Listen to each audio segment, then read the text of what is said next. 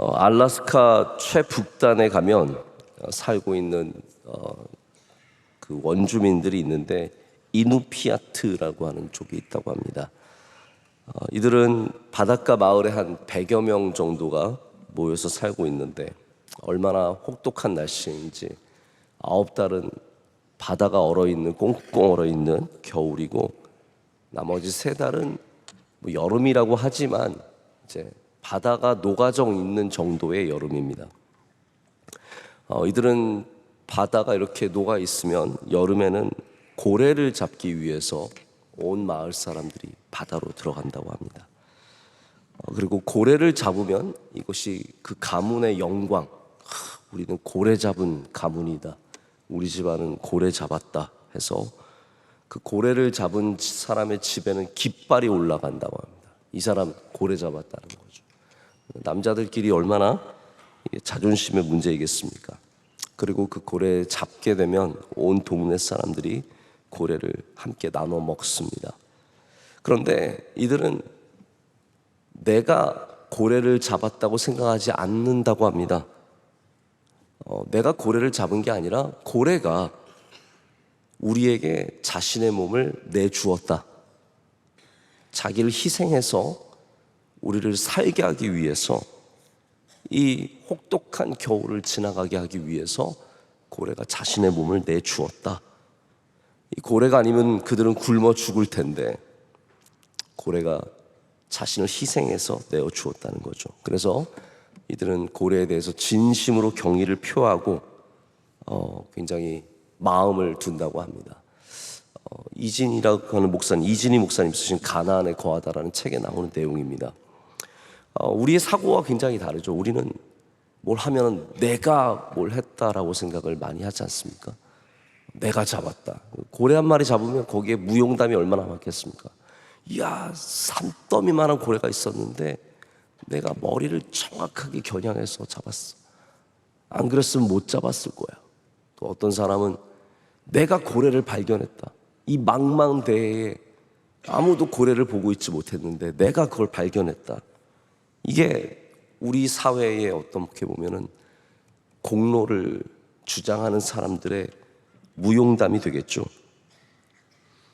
근데 원주민들은 전혀 그렇게 생각하지 않는다는 거죠. 내가 한 게 아니다. 내가 용감한 것도 아니고 내가 힘이 센 것도 아니고 고래가 내게 몸을 내주었다.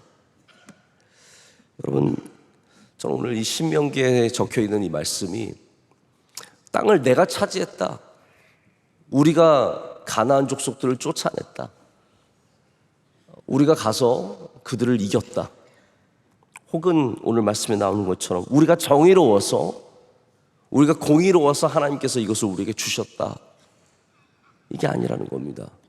모세는 말하기를 너희는 목이 곧은 백성이라.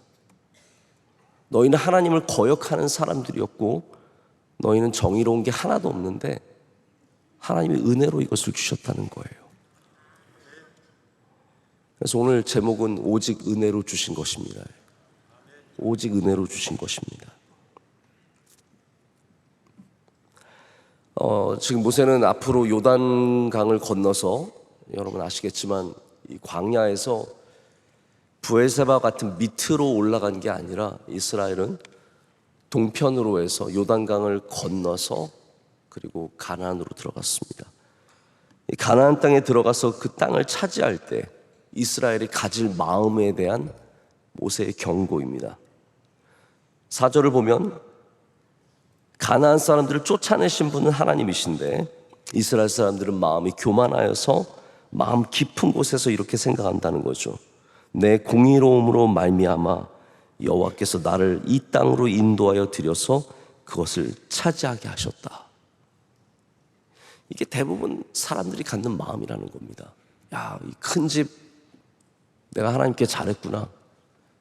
우리 아이들 잘된 거 내가 하나님께 올바르게 했구나.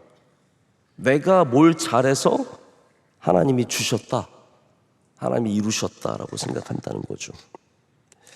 너의 공의로움이, 너의 정의로움이 그들을 쫓아낸 것이 아니라 모세는 말하기를 가나안 사람들이 악했기 때문에 하나님께서 그들을 쫓아내셨다는 거죠. 이 고래를 내가 용감해서 얻은 것이 아니라 이 고래가 나에게 스스로를 내어주었다라고 생각하는 것.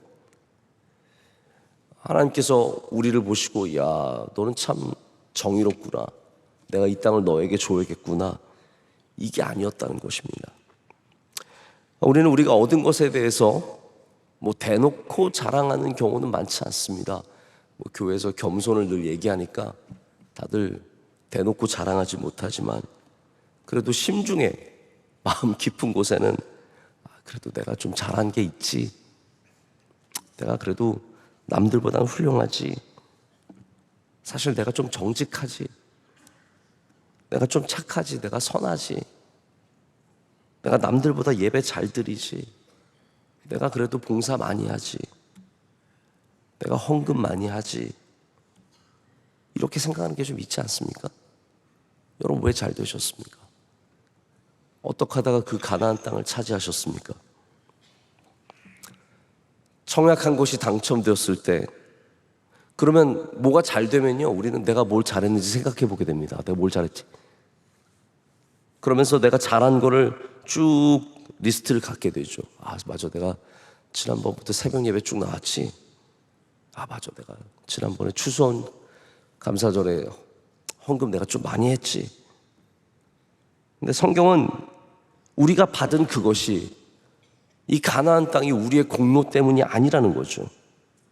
우리의 공의로움과 우리의 정의로움 때문이 아니라 전적인 하나님의 은혜라는 겁니다. 우리의 공로는 없다는 겁니다. 여러분, 명성교회가 어떻게 지금의 명성교회가 되었습니까? 우리가 공의로워서, 우리가 정의로워서 그렇습니까? 아닙니다. 하나님께서 전적으로 우리에게 은혜를 베풀어 주셨기 때문인 줄로 믿습니다. 이번에 산상성회를 마치고 강사로 오셨던 목사님을 한번 만날 기회가 있었는데 이분이 우리 산상성회에 오시고 나서 너무 감동을 많이 받으셨어요. 저를 만나셔서 목사님, 저는 예배 드리면서 제가 너무 많이 은혜를 받고 도전을 받고 성도님들 통해서 정말 그 영적인 분위기에 제가 압도되어서 제가 요즘 명성교회를 공부하고 있습니다 그러더라고요. 명성교회 도대체 어떻게 이런 교회가 되었는지. 제가 그래서 신나가지고 우리 교회는 성도님들이 너무 좋으신 분들이시고 저희 교회는 기도 훈련을 많이 받았고 원로 목사님한테 훈련을 많이 받아서 이렇게 쭉 얘기하고, 이게 분석적으로는 맞을 수 있는 얘기인데 제가 이 말씀 묵상하면서 내가 꽝이구나, 내가 미쳤구나, 내가 정신이 나갔구나, 우리가 훌륭하다니, 우리가 믿음이 좋다니, 우리가 기도 많이 한다니, 이런 말도 안 되는 얘기를 내가 부끄러운 줄 모르고 하고 있었구나. 제가 한 게 다 틀린 겁니다.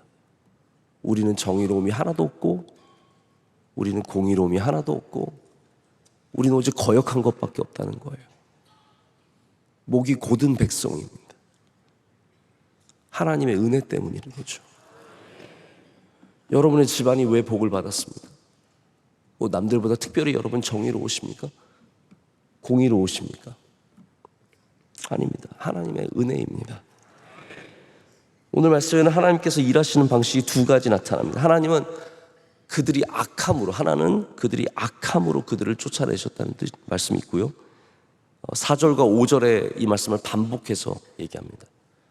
그들이 악하여서 쫓아내 주신 거다. 여러분, 사사기 때를 한번 생각해 보십시오. 이스라엘이 뭘 잘해서 그들이 구원함을 얻은 게 아닙니다. 미디안 백성이 너무 악하기 때문에 하나님께서는 그들을 가만히 두지 않으셨습니다.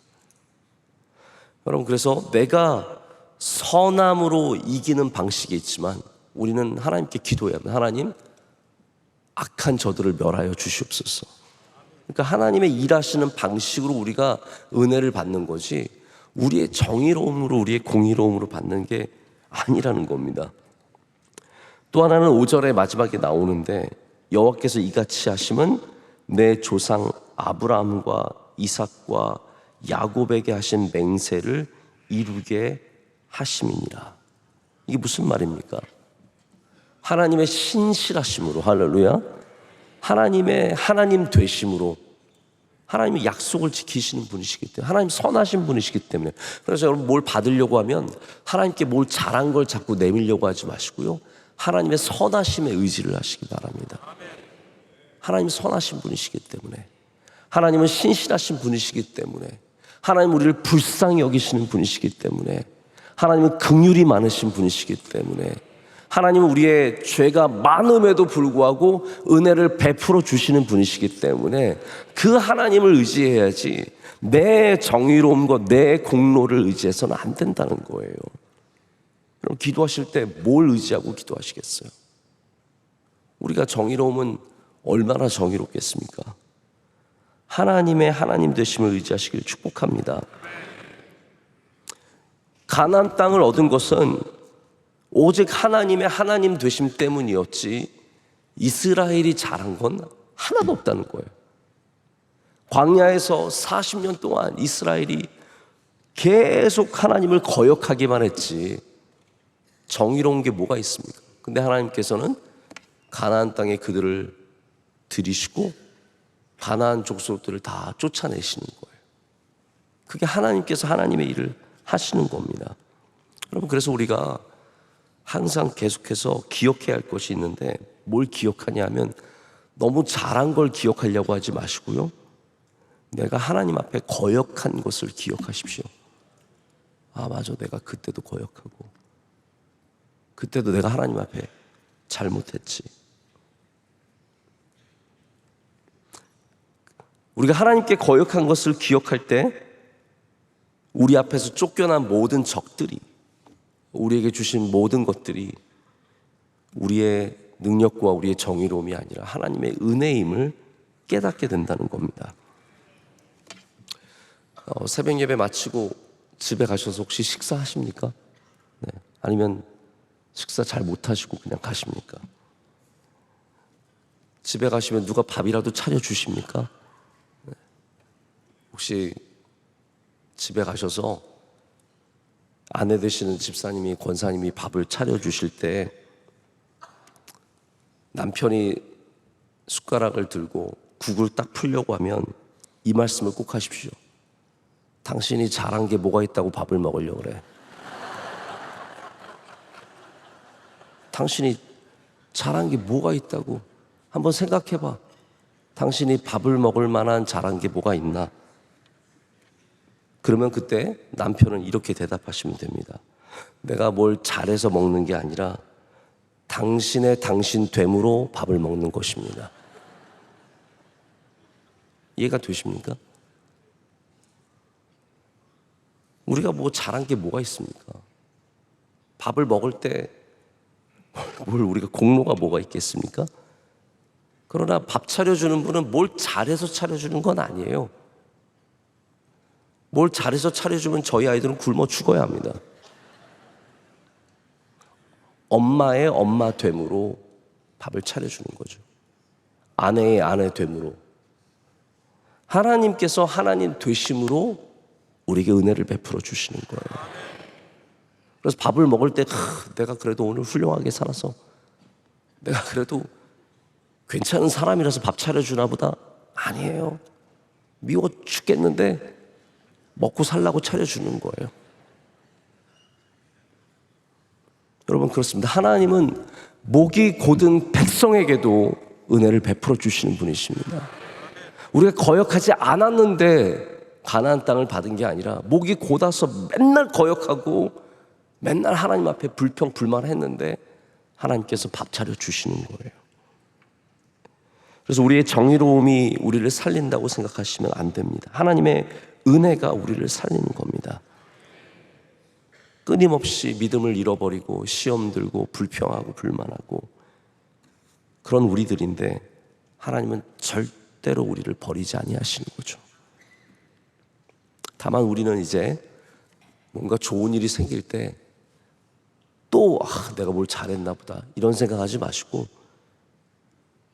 길이 열릴 때, 문이 열릴 때 좋은 것을 주실 때 내가 뭘 잘했을까 이런 마음들을 자꾸 내려놔야 합니다. 스스로 훌륭하다는 마음을 내려놔야 합니다. 때로 간증이 귀하지만 위험할 때도 있습니다. 아니 그런 간증을 하시는 분들이 있으세요. 내가 뭘 잘해서, 내가 뭐 훌륭해서, 남들보다 더한 게 있어서. 물론 그럴 수 있죠. 가끔 그럴 때도 있습니다. 그런데 우리의 간증은 어떤 간증이 되었냐면 내가 부족했는데도 주셨다. 내가 잘 못했는데도 주셨다. 여러분, 하나님은 절대로 하나님 되심을 포기하지 않으십니다. 멈추시지 않으십니다. 하나님은 영원토록 하나님 되십니다. 하나님의 성품은 우리의 악함으로 변화시킬 수가 없습니다. 하나님의 인내하심과 하나님의 긍휼하심과 하나님의 선하심은 우리가 아무리 하나님 앞에 반항하고 저항하고 하나님을 원망할지라도 절대로 변하시지 않습니다. 하나님이 영원토록 은혜가 풍성하신 분이시고 하나님은 영원토록 긍휼이 많으신 분이십니다. 그래서 우리는 우리의 부족함 속에서도 영원토록 하나님의 하나님 되심을 의지할 수 있습니다. 하나님은 언약을 지키시는 분이십니다. 그렇기 때문에 가나안 땅을 주실 때 지금 이스라엘이 막 선하고 의롭고 훌륭해서 주신 것이 아니라 아브라함에게, 이삭에게, 야곱에게 하신 그 약속을 지키시기 위해서 변치 않는 하나님께서 그 가나안 땅을 은혜로 그들에게 베풀어 주셨다는 거죠. 우리 하나님은 약속을 지키시는 하나님이십니다. 악한 자들을 벌하시는 하나님이십니다. 그렇기 때문에 여러분, 우리도 물론 하나님 앞에 많이 부족하지만 하나님께서는 악한 자들을 벌하시기 때문에 또한 그 은혜를 우리에게 베풀어 주시는 겁니다. 여러분, 기도하실 때도 자꾸 내가 선한 것을 얘기하지 마시고 하나님 저를 불쌍히 여겨 주시고 우리의 적들을 무찔러 주시옵소서. 여러분, 이 세상에 우리를 대적하는 사람들이 얼마나 많습니까?